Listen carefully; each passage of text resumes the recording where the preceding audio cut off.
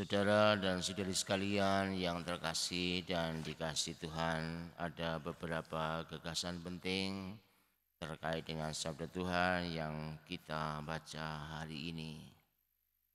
Yang pertama tentang hidup kekal. Hidup kekal adalah anugerah dari Tuhan yang terjadi setelah Yesus dipermuliakan karena ketaatannya kepada Bapa. Maka dengan anugerah hidup kekal berarti surga telah dibuka dan kita mendekati Allah, dan dalam kedekatan itu kita diajak untuk mengenal Allah yang benar.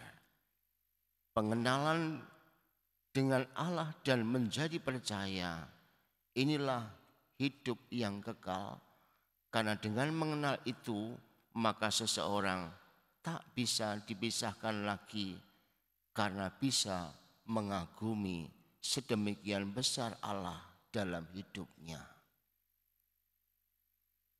Lalu gagasan yang kedua tentang milik Allah. Kita berasal dari Allah. Oleh karena itu kita disebut milik Allah. Dan karena kita milik Allah, maka kita menaati firman-Nya. Tadi diungkapkan bahwa dengan menaati firman-Nya itu tanda menjadi milik Allah. Dan firman itu ternyata tidak jauh, tapi firman itu juga tidak tersembunyi. Tapi firman itu sungguh-sungguh dapat dilihat dengan mata, karena firman telah menjadi daging. Sehingga kalau kita menaati firman-Nya berarti kita diajak untuk hidup sebagaimana yang Yesus hidupi, menghayati hidup dengan ketaatan yang sepenuhnya kepada Allah. Menjadi milik Allah dengan menaati firman-Nya berarti menaati Tuhan dengan hidup seperti Yesus. Lalu yang ketiga berkaitan dengan tema hari ini. Apa yang kiranya menarik untuk orang muda dikaitkan dengan Roh Kudus yang kita mintakan? Kalau melihat konteks kitab suci ini konteksnya dalam perjamuan malam terakhir, saat Yesus menengadah ke langit dan berdoa. Dalam perjamuan malam terakhir berarti Yesus menunjukkan kepada para murid-Nya tentang cinta Allah yang besar dan diwujud nyatakan dengan memberikan dirinya, membagikan tubuhnya dan darahnya, supaya lewat pembagian itu manusia mengalami hidup.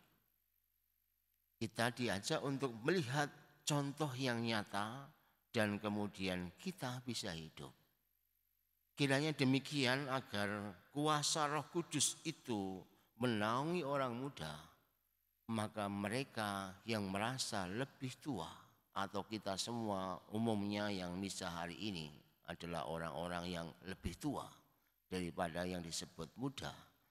Maka sebenarnya yang paling unggul di dalam konteks ini adalah menghidupi perjamuan malam terakhir, yaitu membagikan hidup kita kepada orang lain agar kita dapat menjadi milik Allah. Itulah yang kemudian dapat dilihat oleh orang muda. Maka di samping kita memohon Roh Kudus kepada orang muda supaya mereka dipimpin oleh Roh itu, kita juga meminta kepada Tuhan untuk mengirimkan Roh Kudus bagi kita, sehingga kita dapat menjadi teladan bagi orang-orang yang lebih muda. Dengan demikian banyak orang menjadi percaya, banyak orang muda kemudian menjadi berubah. Kosakata kita seringkali tidak punya makna, manakala contoh kehidupan kita tidak sepadan dengan kata-kata itu. Terlebih dalam kitab suci bacaan yang pertama kita juga melihat Paulus sampai ke garis finish untuk mengimani Tuhan, sehingga orang yang melihatnya menjadi percaya pada Tuhan. Atau Karolus Luanga dan kawan-kawan menjadi martir karena darahnya mereka yang tercurah, maka orang juga menjadi percaya.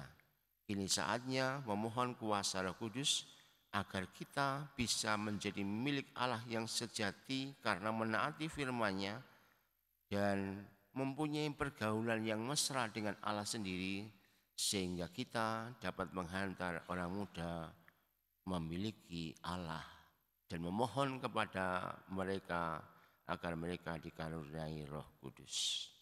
Mari kita heningkan diri sejenak supaya hidup kekal yang dianugerahkan Tuhan dan kebanggaan kita menjadi milik Allah sungguh-sungguh bermuara pada kesaksian hidup kita.